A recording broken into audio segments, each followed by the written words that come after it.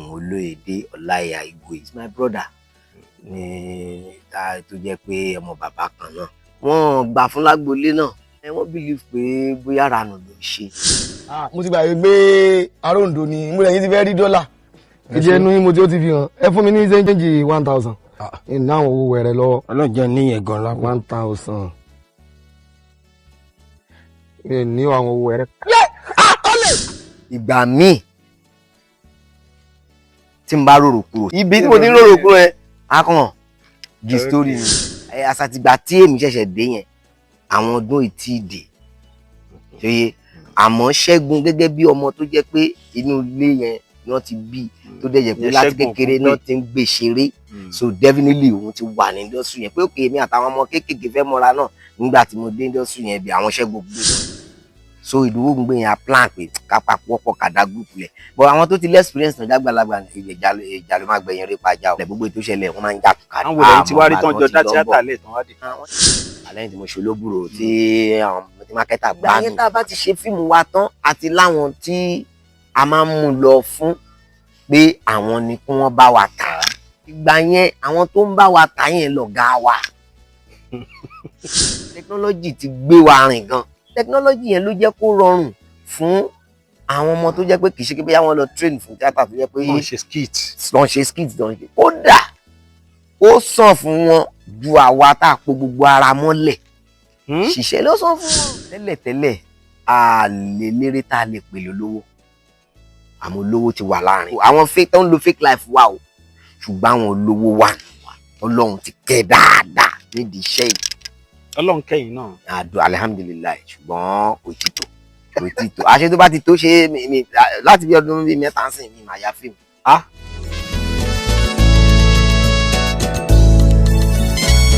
Ẹ tún káàbọ̀ sí ojú ìwòran wa lónìí. Àlejò ńlá kan la tún gbé lónìí. Gbogbo yín náà lẹ ti mọ̀ wọ́n tipẹ́tipẹ́.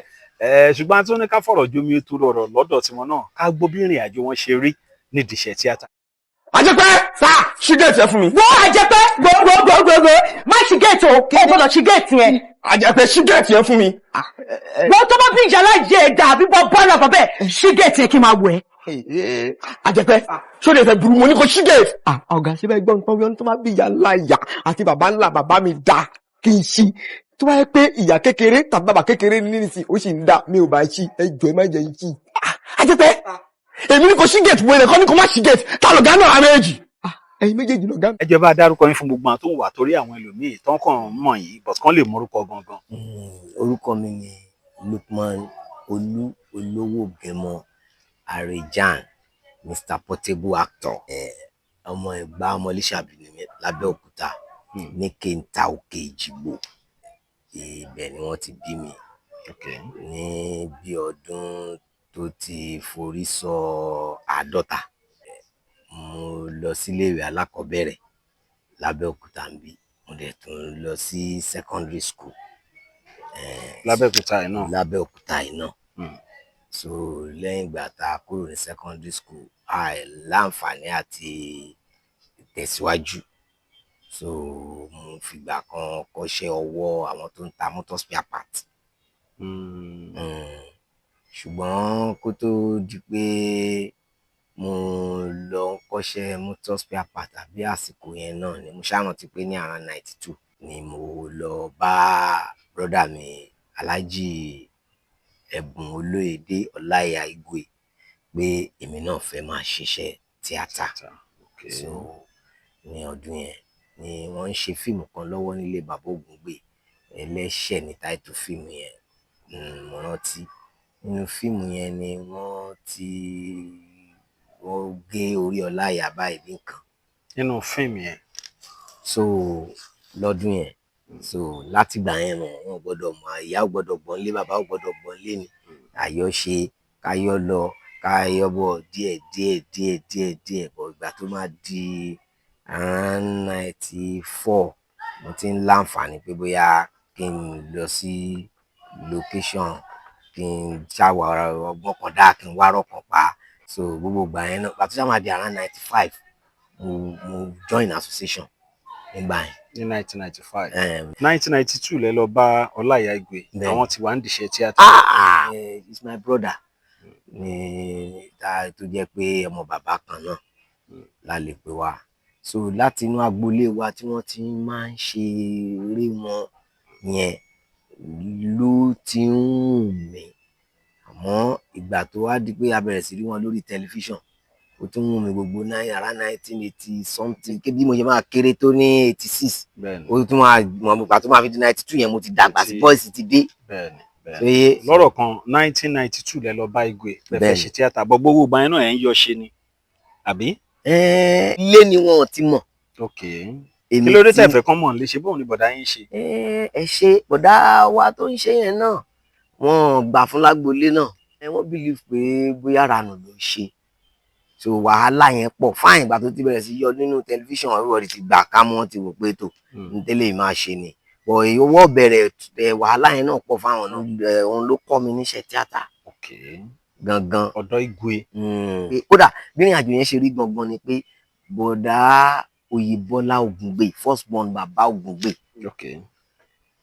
èmi àti wọn bàbá ṣe jù mí lọ tó wọ́n tó mi bí lọ́mọ yẹn bí ọ̀rẹ́ la ṣe jọ rí, ráwọn ń gbé lókè Ìjìgbò. So brother mi tó jọ láyà wọn gbé lókè Ìjìgbò mọ́, ṣé bí kan wà lẹ́kọ̀ọ́ bí kan wà nígbà kan wà láwùjọ, Bọ́dóyè gbé lókè Ìjìgbò. So nearly every day ni mo resume sílé Bọ́dóyè nítorí pé mo ń tágẹ́ẹ̀tì Ọláìyá, torí Bọ́dóyè wọn kó gúrùpù jọ, then àwọn bí kan ṣe fet, bí kan bá wa kí wọ́n design set làwọn ń ṣe, ṣé ti yé. So bọ̀ mo mọ̀ pé látara wọn bọ̀dá tí òkè wálé máa rí. So bó ṣe dijọ́ yẹn ni ní Bọ́dóyè yẹn náà ló sọ fún mi pé ẹgbẹ́ wà ní ilé dádì mi, wọ́n ń rìkọ́dù fíìmù kan bẹ́ẹ̀ kankan, bí mo ṣe lọ nìyẹn. So ẹ mọ̀ pé àwọn bàbá Ògúngbè, àwọn àgbààgbà, àwọn àgbàlagbà ní Abẹ́òkúta yìí náà ni wọ́n wà. Àwọn eléré wa, àwọn di méjì, àwọn Mr Latin, àwọn yẹn náà ti ń tẹ̀lé wọn gbogbo gbà yẹn, àwọn Mr Paragon, Káyọ̀dé Akíndínà, àwọn Olùmẹ̀gbọ́n tíátà, àwọn Gúrúsó, Ìkúlùjú, wọ́n pọ̀. Àsàtìgbà tí èmi ṣẹ̀ṣẹ̀ dé yẹn àwọn ọdún ìtìdè, ṣòye. Àmọ́ Ṣẹ́gun gẹ́gẹ́ bí ọmọ tó jẹ́ pé inú ilé yẹn ni wọ́n ti bí, tó dẹ̀ jẹ́ pé láti kékeré náà ti ń gbé ṣeré. So definitely òun ti wà ní industry yẹn pé òkè èmi àtàwọn ọmọ kéékèèké fẹ́ mọ́ra náà nígbà tí mo dé industry yẹn bí àwọn Ṣẹ́gun Ògúngbè náà ni. Àwọn Ṣẹ́gun Ògúngbè. Ìgbòdòwò Ògúngbè of his blessed memory. Àwọn Perfect wọn ìtì dé. Perfect ilé ti according to tí mo gbọ́ ṣe kí Perfect ti wà pẹ̀lú Gúrúsó. Tọ́rọ̀ Gúrúsó ni Perfect wà. Ṣùgbọ́n mi ò mọ̀ wọ́n. Èmi làwọn Perfect filẹ̀ fún tí a máa mọ́ra. Ẹ̀ẹ̀kan ṣo la mọ́ra. Ọdún láti kọ́kọ́ mọ̀. Ṣùtì àwa àtọdún láti kọ́kọ́ mọ̀. Ẹ mọ̀ pé díẹ̀díẹ̀ náà lè wọ́n máa pàdé. Gradually ẹ̀ pé èmi ti débí, ọmọ kan náà ti débẹ̀ yẹn, ẹni yẹn náà ti débẹ̀ yẹn. So àsàtìgbà tí èmi ti wà lọ́dọ̀ Ọláìyá láti ń ṣe tíṣẹ́ Ògúngbè wa pẹ̀lú ọ̀hún dádì ẹ̀ tí a máa ń lọ ra dẹ̀ ní nǹkan méjì, school play la máa ń tẹ̀lé wọn lọ ṣe. Fine, àwọn Láyọ̀ ṣe school play mọ̀ àwọn ti jingire sínú film by then. But gbogbo àwọn bàbá Ṣẹ́gun, àwọn bàbá Otolo tíátà, àwọn Ìkúlùjú yẹn, gbogbo àwọn tó ń ṣe gba school play gbà yẹn à ń tẹ̀lé wọn lọ school play. From there àwa náà bẹ̀rẹ̀ sí gba school play. Rìhásà kan ń lọ ní FSP, rìhásà tó ń lọ yẹn ni èmi àti Ṣẹ́gun náà la jókòó lọ àrígbà bọ̀bọ̀ tó wà lọ́ọ̀kọ́ yìí àrígbà wọn ń ṣe rìhásà ṣẹ́mọ̀ àṣàríkè bọ̀bọ̀ yẹn ga àsúnmọ́ bẹ́ẹ̀ àárí from there àtijọ́ bẹ̀rẹ̀ sí ṣe pé at least. Bọ̀bọ̀ wo ló ga? Ọdún eré tí wọ́n ń ṣe lọ́jọ́ tí mò ń sọ yìí, eré yẹn ó dàbí John Babs ló ní tí wọ́n invite Ọdún wá. According to ohun tí mo rí ni pé bí ìgbà tí kò jẹ́ bóyá Ọdún ti jẹ́ eléré ní chọ́ọ̀chì wọn ló fi jẹ́ pé òun ló play lead stage yẹn. Ṣóyé mi ò mọ̀ gẹ́gẹ́ bí ọmọ group torí bó ṣe ṣe performance yẹn tán gan pẹ̀lú wọn kì í ṣe pé mo rí tó ṣì ń tẹ̀lé wọn. Arijan, ẹgbà ó lẹ kúrò lọ́dọ̀ ẹ̀gbọ́n yín Ọláìyá tẹ́ ẹ dá ti yín lẹ̀, báwo ni ìrìn àjò yẹn títí dòní? Thank you. Ìgbà tó di 1996 mo wá dá group tara mi sílẹ̀ because mo tètè copy àwọn Ọláìyá gan. Copy Ọláìyá báwo? Àsìn pé mo tètè rí pé wọ́n ṣe ń ṣàkitiyan tí wọ́n ṣe ń ṣe fíìmù tí wọ́n ṣe ń ṣiṣẹ́ so ó jẹ́ kémi náà tètè bẹ̀rẹ̀ akitiyan pé mò ń kọ story mò ń fẹ́ kóyàn jọ. before 1996 around 95 bí nǹkan ni Ìdòwú Ògúngbè tó jábúrò Ṣẹ́gun ni mo kọ́kọ́ mọ̀ so Ìdòwú Ògúngbè yẹn a plan pé ká papọ̀ pọ̀ ká dá group lẹ̀ but àwọn tó ti lé experience náà jágbàlagbà ìjà ló máa gbẹ̀yìn rí pàjá o wá téèyàn ẹ lè pawọ́ pọ̀ ẹ dá theatre group kan lẹ̀ gbogbo ètò ìṣẹ̀lẹ̀ wọ́n máa ń jà kíkà ni it's either you own your group ẹni yẹn wà sí your manager tó bá ṣe ohun tí ó dáa fún ó pè láti lọ but tẹ́ bá ti lọ orúkọ pọ̀ wàhálà yẹn máa pọ̀ torúkọ yẹn bá ti dẹ̀ máa tẹ́ bá ti fẹ́ pín àfikẹ́ pín orúkọ yẹn. Ọláyà ló ń jẹ́ Ọláyà Films. Ọláyà jẹ́ chairman di méjì ní manager wa general manager GM la máa ń pè wọ́n so Ọláyà Films so di méjì ní GM látara wípé wọ́n ti jọ wà tipẹ́. àwọn wòlé tí wàá rí tán jọ dá tíátà lè tán wá dì. wọ́n lè má sí nínú àwọn tí a lè dárúkọ ẹ̀ lónìí pé torúkọ wọn ring bell ẹlòmíì gan lè má sí láì pé nígbà tó di 96 wọ́n á dá gúrùpù mi lẹ̀ àṣà ti gbá yẹn èmi àti Ṣẹ́gun Ògúngbè ti mọ́ra ṣó ti bẹ́ẹ̀ yẹn sìn mo dẹ̀ rí pé wọ́n wé dẹ̀dà Ṣẹ́gun òun kọ̀tàn ó dẹ̀ ń build group ẹ̀ so group mi ti wà group Ṣẹ́gun ti wà a kàn pàdé ni so a kàn bẹ̀rẹ̀ sí kó. kí lẹ́yìn pé group ti yín.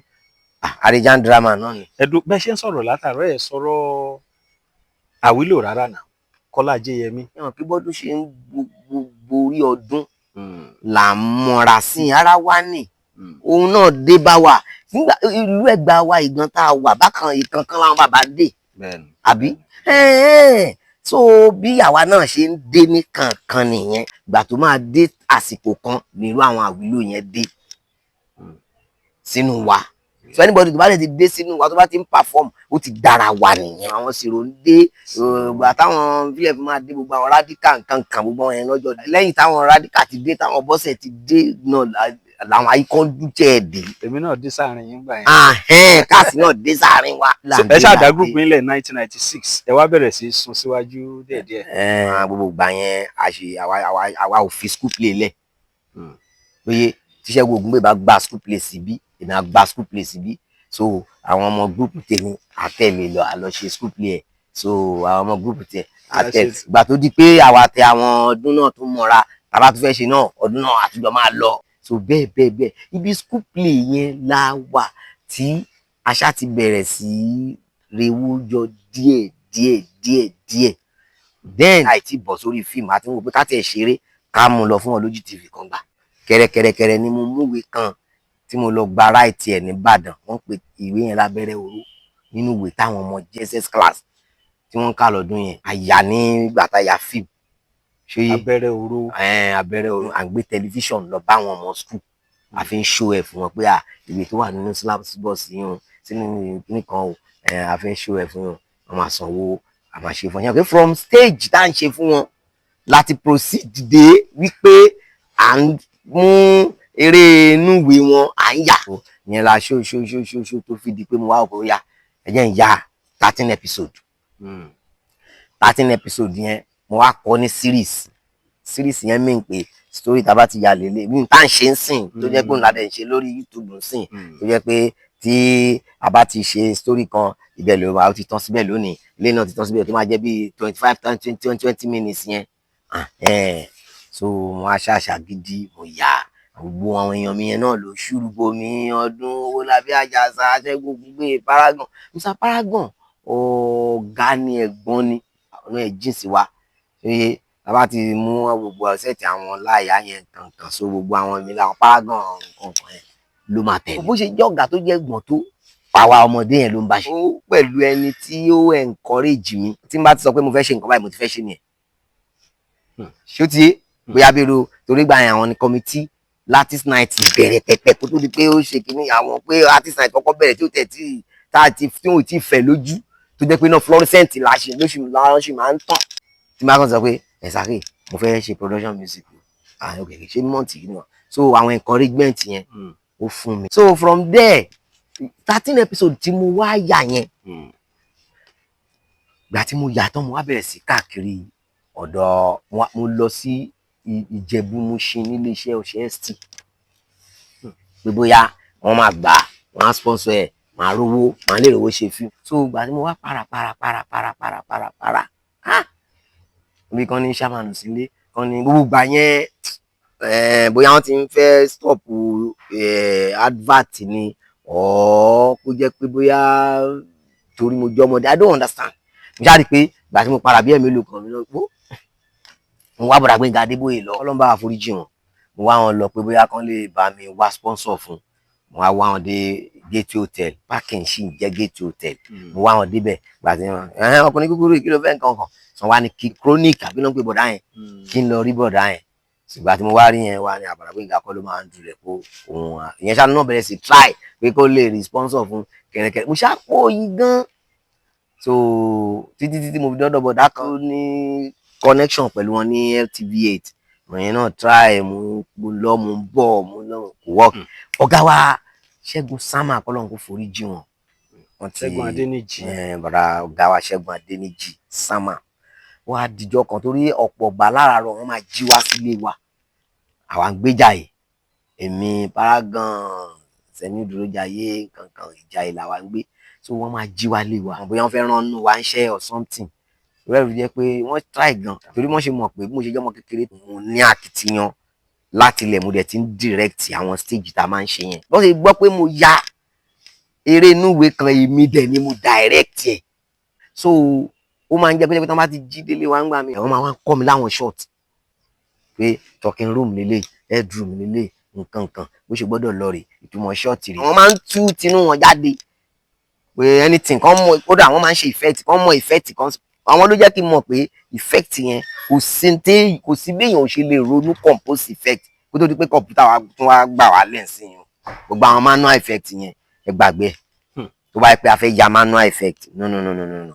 máa ka iye short tẹ nílò so through àwọn ọ̀gá yẹn ni n tẹ́ gbọ́dọ̀ build tẹ́ ṣe lè build díẹ̀ tẹ́ bá ti build ẹ̀ bẹ́ ṣe máa yá ibi tẹ́ máa bá yá n tẹ́ máa nílò so àwọn tí fi gbogbo nǹkan yẹn wọ́n wá àwọn ìwà tó wá ń jọ yẹn ọ̀rọ̀ short yẹn náà ló ń bá mi sọ lọ́wọ́ wa ni ó dáná 13 episode tó yà ẹ̀ ń gan mo ti bá sponsor fún títí mi rí ni ó gbọ́dọ̀ lọ dàpọ̀ ẹ̀pọ̀ kó ló ta fún ọdúnmọ́ta ni mo ní síríìsì ni kò ṣeé ṣe síríìsì wo ni ò ṣeé ṣe jáwọnú ara wọn jákújákú ok wọn á bẹ̀rẹ̀ sí rí àwọn èèyàn nìkan kan mo bá Bàbá Saheed Balógun sọ̀rọ̀ ó ní kí wọ́n bá wọn lọ́dún ifá mo pé kámẹ́rà lọ bá M35 ó bá mi yà so mo bá bàbá Ajírébi sọ̀rọ̀ ó bá mi yà ní kọ̀ọ̀kan bẹ́ẹ̀ mo bá yẹn sọ̀rọ̀ màmá tó ṣe ìwé ẹṣin màmá yẹn náà wá sábẹ́kúta wá bá bọ̀dà Láyé Ògúngbè ṣiṣẹ́ kan ní around that time so mo bá màmá yẹn sọ̀rọ̀ mo ṣàṣọ kíní yẹn di bí àlá bí nǹkan wá jọ pọ̀ mọ́ra wọn bí mo ṣe mú lọ sí Ìdúmọ̀tà ìyẹn lọ́dún yẹn lọ́hùn wọ́n máa rà lọ́wọ́ mi ní 75,000 bàbá ṣe agreement wọ́n á bẹ̀rẹ̀ sí sanwó yẹn díẹ̀ yẹn 75,000 díẹ̀ ni mo ń gbà 4,000 6,000 mo wá dé wọ mọ́tò lẹ́kọ̀ọ́ so owó yẹn ni mo wá rejọ́ at the end of the day ṣá bóyá mo rí ìtùjọ pé lówó yẹn nínú owó yẹn so mọ́mì mi ló wá bá mi wá 20,000 sí wá pé 60,000 lọ́dún yẹn náà mo wá lọ bẹ̀rẹ̀ fíìmù Olóbùrò ní Abúlé Ọ̀yà Olóbùrò that was year 2000 bí mo ṣe bẹ̀rẹ̀ sí ṣe fíìmù so lẹ́yìn ìrìn àjò pọ̀ àwọn difficulties pọ̀ lójú ọ̀nà títí tó wá fi di pé àwọn náà bẹ̀rẹ̀ sí ṣe fíìmù wa bẹ̀rẹ̀ sí. Olóbùrò ni sinimá àkọ́kọ́. inú tí mo ti àti soap 13 episode yẹn ti di òmìnira type all release ẹ̀ sórí VHS òun ni mo first film náà nìyẹn so lọ́rọ̀ kan bí ohun tí mo yà ní 13 episode bó ṣe padà jẹ́ òun ni first film nìyẹn so yé mo wá ṣe Olóbùrò ṣìkì lẹ́yìn tí mo ṣe Olóbùrò tí mákẹ́tà gbá mi ni so mo ṣàtún ṣagídí mo ya Símbì lọ́mọ lẹ́yìn Símbì lọ́mọ gbùgbùgbùgbù mo wá ya Ọlọ́run Àrà so lẹ́yìn Ọlọ́run Àrà yẹn mo wá ya Inú Mímọ́ pẹ̀lú Ojú Ọlọ́run papọ̀ mo ya fíìmù méjì pọ̀ mo ti mọ̀ pé gbà yẹn ni màá ra mọ́tò tí má ti tà má fi kan ra mọ́tò má fi kan ṣe fíìmù lọ so ìgbà yẹn gangan ni ìjì yẹn wá jà lára fíìmù méjì tí wọ́n gbà ni mo turn title ẹ̀ sójú Ọlọ́run, ọ̀tọ̀ ní title tí mo fún tẹ́lẹ̀. Bọ̀ ọgbà tí mo turn title ẹ̀ sójú Ọlọ́run tí mo tún ya àwọn ọgbà yẹn Ọlọ́run ti ṣe Alásàrì tí ń build àwọn èèyàn wa. Èmi kàn mú gbogbo àwọn èèyàn wa tájọ wa yẹn mo kàn kó sí ni mo dẹ̀ mú lọ wọ́n bá gbà wọ́n bá rà dáadáa mo ṣe bẹ̀rẹ̀ sí ṣe fíìmù bọ̀ nìyẹn. ẹ ṣe sinimá kan gbà kan Yankee lọmọ. Bọ̀sún ọmọ Yankee yẹn inú ẹ̀kọ́ lẹ ti ń kọrin. bẹ́ẹ̀ni nínú ẹ̀ ni. story yẹn lágbára díẹ̀ o. àdúpẹ́. kí ló fa Bọ̀sún ọmọ Yankee yẹn. ṣe rí èmi jẹ́ ẹni tó jẹ́ pé ọ̀nà méjì ni mo máa ń bá build the story nígbà yẹn. Ìgbà míì tí n bá rorò kúrò síra mi ṣe pé èrò bí máa ń wá nígbà mi ọlọ́mọ máa jẹ kí mo yẹ ìfẹ́ kọjá yìí mọ́tò ìfẹ́ gbà mí ọlọ́run jẹun ẹni tó bá wá gbà mí nǹkan orí mi tí máa wá gbé mi máa lọ hospital so ibi tí mo ti ń rorò kúrò ẹ akàn the story ni ìkànnì yẹn tàbí ìgbà tí àwọn ìránṣẹ́ Ọlọ́run bá ń sọ̀rọ̀ bíi bóyá pásítọ̀ ló ń ṣe wàásù àbí àáfà ló ń ṣe wàásù nínú ibi tí wọ́n ti ń ṣe wàásù yẹn nǹkan míì tó yàtọ̀ sí tí wọ́n ń sọ kàn lè wá sínú orí mi àdìtàn ṣẹ́dẹ̀mọ̀ kò sẹ́ni tó fẹ́ build wa àwa la máa build ara wa so gbogbo gbà yẹn brain ń já gan pèsè kí ni màá ṣe so ó jẹ́ kí n kàn ronú jọ́ kan pé wọ́n á lè ya story kan kí n dẹ̀ jẹ́ musician bẹ́ẹ̀ mo mọ̀ ń pa orin náà bí story ẹ̀ ṣe bẹ̀rẹ̀ sí build nìyẹn. torí mo rí bí Bọ̀sún ọmọ Yankee yẹn ó kọjá bẹ́ẹ̀. àdúpẹ́ ṣe ṣògùn owó ń bẹ̀ ni.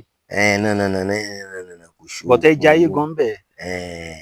so gbogbo nǹkan la mú ló wà nínú Bọ̀sún ọmọ Yankee. ó pọ̀ kí ni story yẹn kí lẹ fi ń sọ.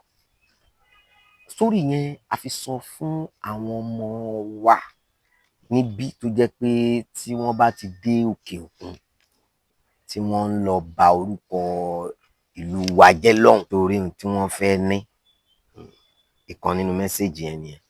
A tìtì ìgbéraga nínú story yẹn pé kò dáa. A tìtì wípé kéèyàn má fi bí ṣú olóore torí nínú story yẹn ọ̀rẹ́ ẹ̀ ló ṣàtọ́nà ẹ̀ lọ sílùú òyìnbó ọ̀rẹ́ ẹ̀ yẹn ló wá dáràn sí lọ́rùn lọ́hùn tó fi sá wálé owó tó jí gbé mọ́ wọn lára lọ́hùn ló fi wá jayé ń bí tó fi ń ṣe bí ìgbà tí kò sí ròhùn. Fíìmù tó ti tọwọ́ mi jáde náà pọ̀ kò ṣùgbọ́n àṣà ti gbà yẹn Ọlọ́run ṣàánú ọ̀làjú ìtì débi tá a wà lónìí.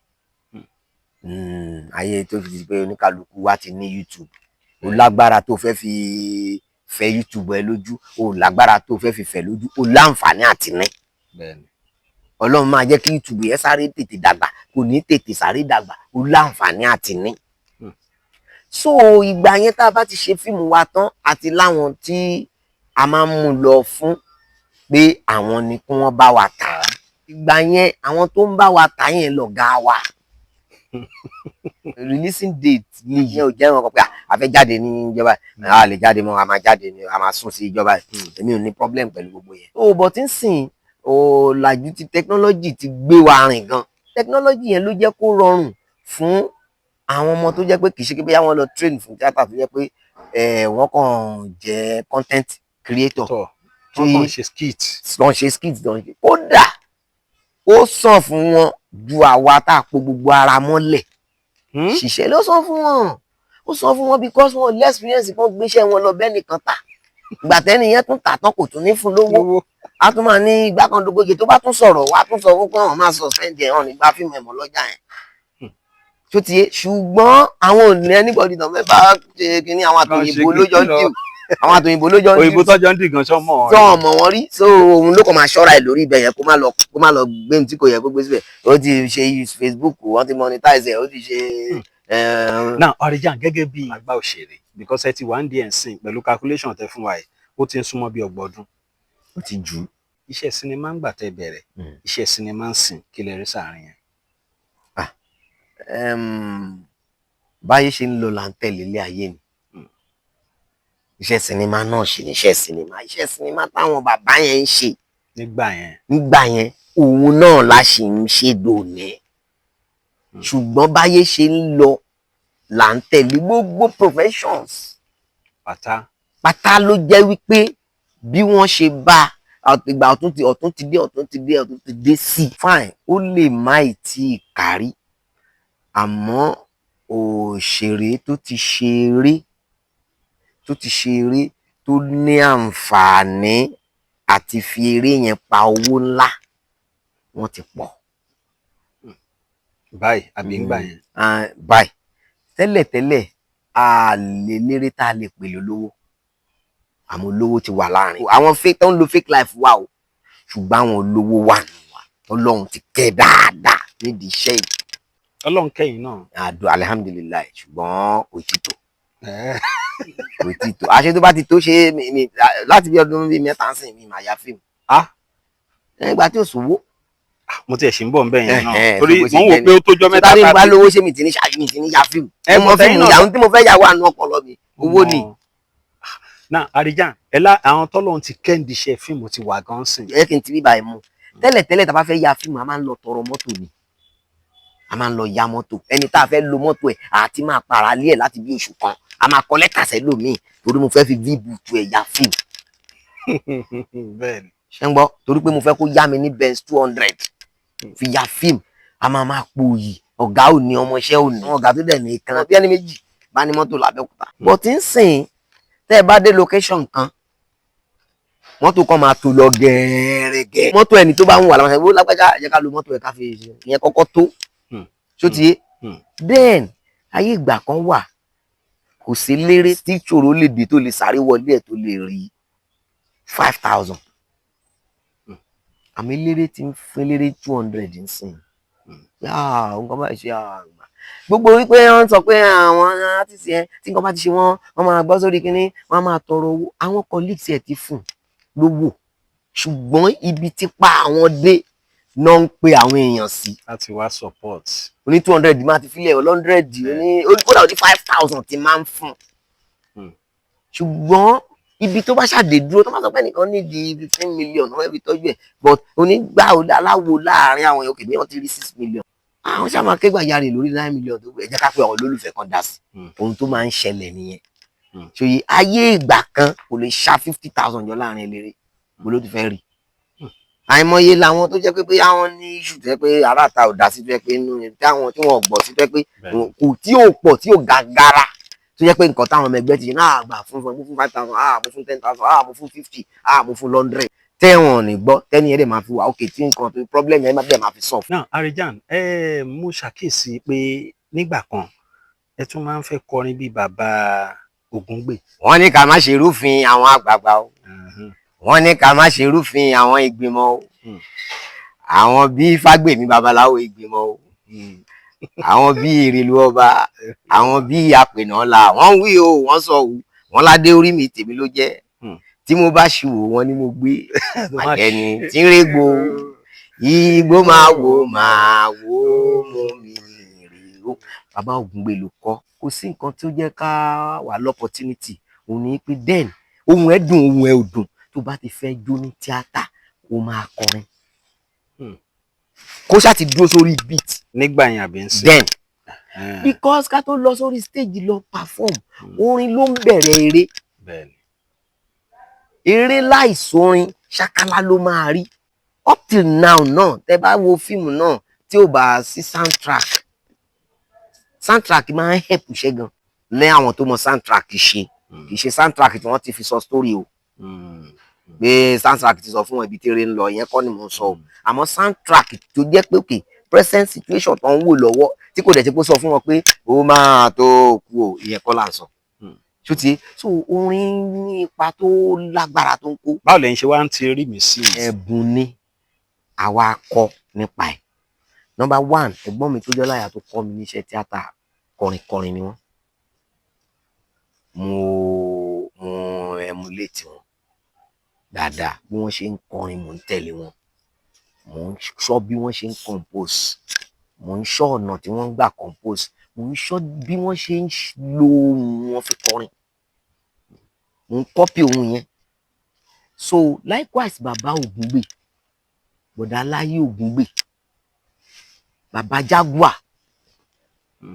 nígbà yẹn àwọn olóeré tó ń kọrin gbogbo wọn lè ní iṣọ́ àwọn aisho pẹpẹ àwọn adé love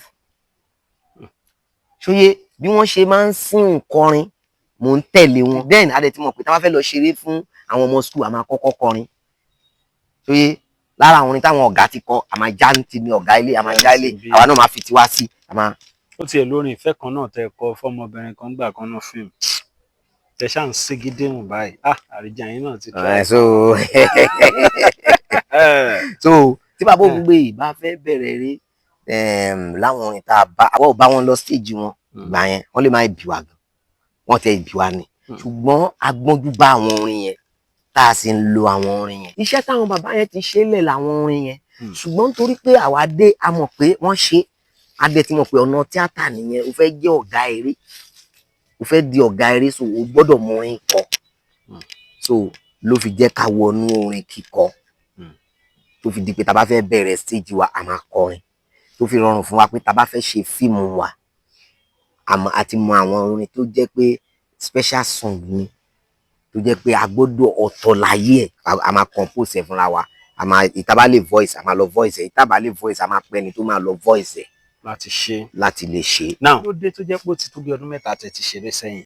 ẹ mọ̀ pé ní àṣà time gbà kan fíìmù di ohun tó jẹ́ pé àwọn tí wọ́n mọ̀ pa ẹ̀ wọ́n máa ń yà pẹ̀lú owó kékeré wọ́n á wá ṣe ohun tí ò dáa àwa kan ò wá lè ṣe ohun tí ò dáa ìgbà táwa tí ò lè ṣe ohun tí ò dáa fi ń sinmi àwọn tó ń fẹ́ ṣe ohun tí ò dáa yẹn bá lọ́nà kó bolẹ̀ pàbó lámbólámbó àwọn tó dẹ̀ fẹ́ tajà ń rà lọ́wọ́ wọn bí èèyàn bá ní owó kan náà lọ́wọ́ tó fi ń ṣe gan tó dẹ̀ pé kò tí ì tó ṣe ní ìlú tá a wà yá náà tán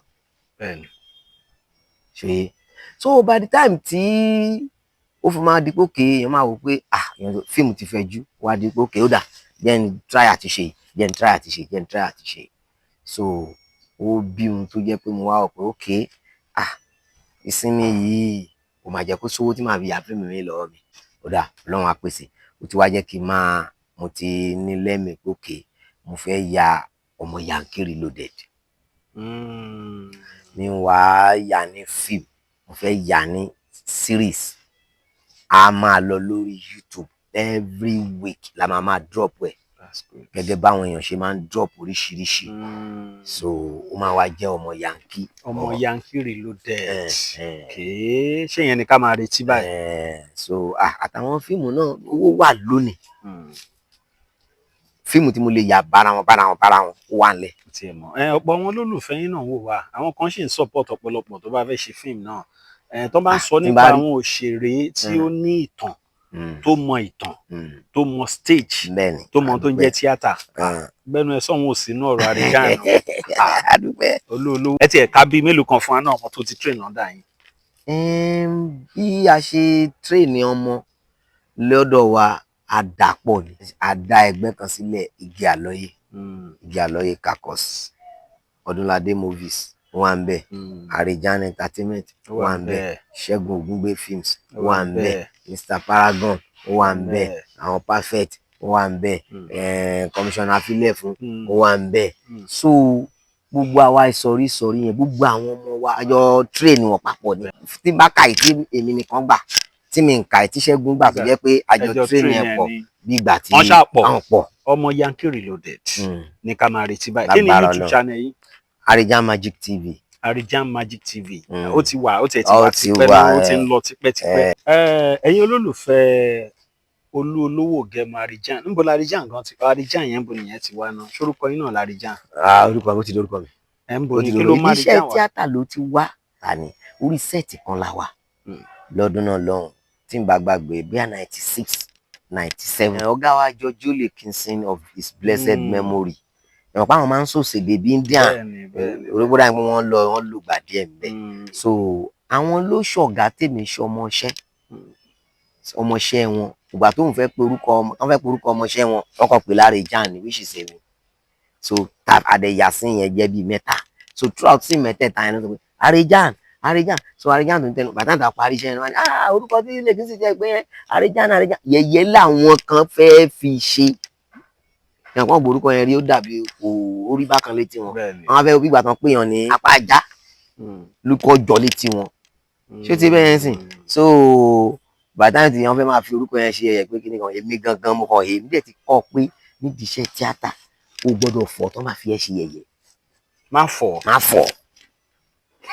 tó o bá ti fọ́ òdìmọ̀ art bẹ́ẹ̀ni ẹni tó bá ń fi ẹ́ ṣe yẹ̀yẹ́ gbọ́dọ̀ máa tẹ̀lé straight wàá pẹ̀lú ẹ̀ fira ẹ̀ ṣe yẹ̀yẹ́ lẹ́sẹ̀kẹsẹ̀ iyọ̀ ọbẹ̀ gangan nìyẹn bọ̀ kì í ṣe pé bí àwọn tí wàá fi ẹ́ ṣe yẹ̀yẹ́ wá lọ gbé ẹ̀ dé tàbí wá lọ bínú fẹ́ máa jà no kò lè mọ ohun tó ń ṣe láéláé so ọwọ́ kan tán fẹ́ bẹ́ẹ̀ èmi gan kan mú orúkọ yẹn mo kàn wàá rù gangan dáadáa orúkọ theatre group mi tí mo ti fọ́ọ̀mù orúkọ tẹ́lẹ̀tẹ́lẹ̀ mo sọ di Arijan drama lẹ́sẹ̀kẹsẹ̀ mo so bí ó ṣe wọnú.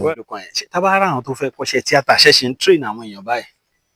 bẹ́ẹ̀ ni mo ṣe ń train àwọn èèyàn. lẹ́jọ́ iṣẹ́ tíátà ń sìn 80,000 100,000 ló máa fi sanwó fọ́ọ̀mù. ok lọ́dọ̀ tí yín. bẹ́ẹ̀ ni ẹni tó bá wá jẹ́ pé bóyá ó lọ sí school ó lọ kàwé ó lọ rí di theatre art tó wá fẹ́ wá bá wa ok òun ti ṣetán ní school at least òun dẹ́fẹ̀ wá darapọ̀ mọ́ group yẹn àwọn yẹn la máa gba 50,000 lọ́wọ́ ẹ̀.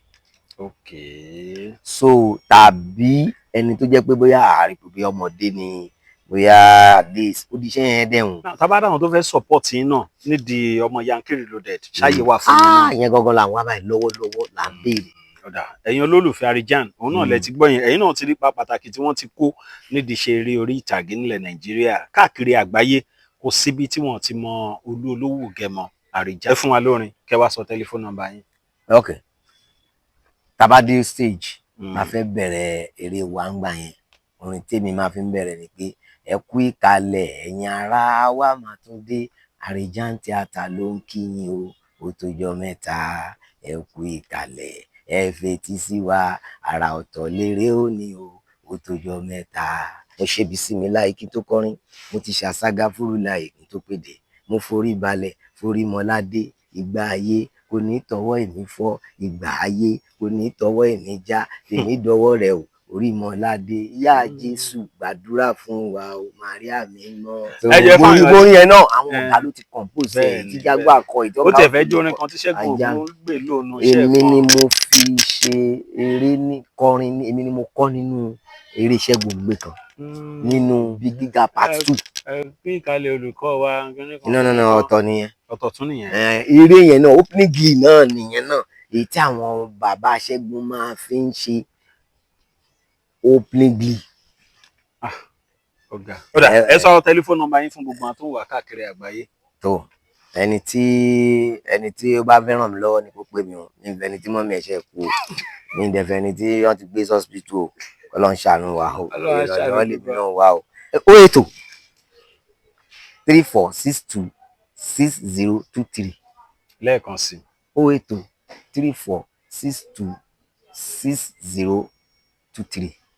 ìyẹn ni WhatsApp. ẹ sọ gbogbo social media àti. Mr Portable _Arijan lórí Instagram. Mr Portable _Arijan lórí Instagram. wọ́n lè DM mi mẹ́. ok lórí YouTube ńkọ́. lórí YouTube Arijan Magic TV. now lórí Facebook ńkọ́. lórí Facebook nìkan profile nìkan page àbí. yes lórí profile Olú Arijan Olówó Gẹmọ Arijan. so lórí page Arijan Films and Entertainment.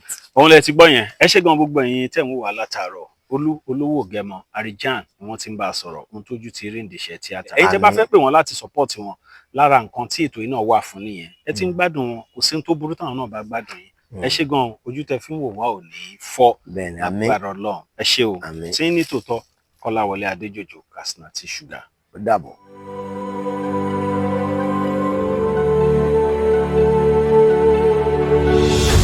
ìròyìn ayọ̀ rèé fún gbogbo ẹni tó wà ní London àtàgbègbè ẹ̀. Arahim Afro-Caribbean Cash and Carry, import and export of African foods, also help to pay school fee in UK for Nigeria with money transfer to UK and back to Nigeria. Arahim Afro-Caribbean Cash and Carry wà ní Graham Excess RM 139YS Up Minister Road, South Graham, London. gbogbo èyí tẹ́ wà ní London pátá ó yá ẹnì ṣó lọ́dọ̀ Arahim Afro-Caribbean Cash and Carry. ibẹ̀ gangan ní fọkànbalẹ̀ wà.